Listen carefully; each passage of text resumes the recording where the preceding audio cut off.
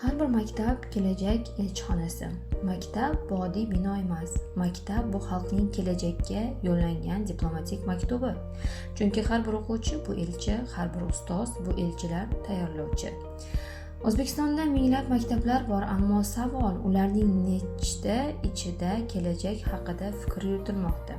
Bugungi maktab bu sinf doska kitob emas. Bugungi maktab bu dunyoqarash maydoni. O'quvchilar faqat test yechmasligi kerak. Ular savol qo'yishni, tinglashni, muhokama qilishni o'rganishi kerak. Dunyoga chiqadigan bola birinchi navbatda tinglovchi, so'ngra gapiruvchi bo'lishi kerak. Prezidentimiz ta'limni strategik darajada ko'tardi. Endi biz har bir maktabni elchixona deb qarashimiz kerak. Elchixona nima qiladi? O'z yurtini namoyon qiladi. Maktab nima qiladi? Yurtimizning kelajakdagi vakillarini tayyorlaydi. Demak, har bir ustoz bu mental elchi, bu bolaga nafaqat bilim, balki madaniyat, til, odob, milliy ruh beradi.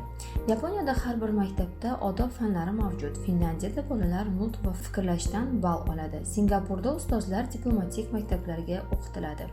Biz ham o'z yo'limizni qurmoqdamiz. Ushbu yo'l boshida turganlar bu siz va men, ustozlar.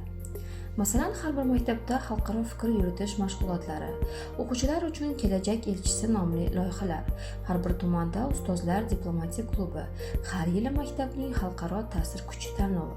Bular orqali biz maktabni yangi ma'noda yangilaymiz. Maktabni qanchalik puxta qursak, elchixonamiz shuncha mustahkam bo'ladi.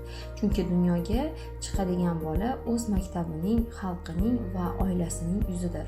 U qanday o'qitilgan bo'lsa, shunday vakil bo'ladi. Men har bir maktabni elchixona deb ko'ryapman.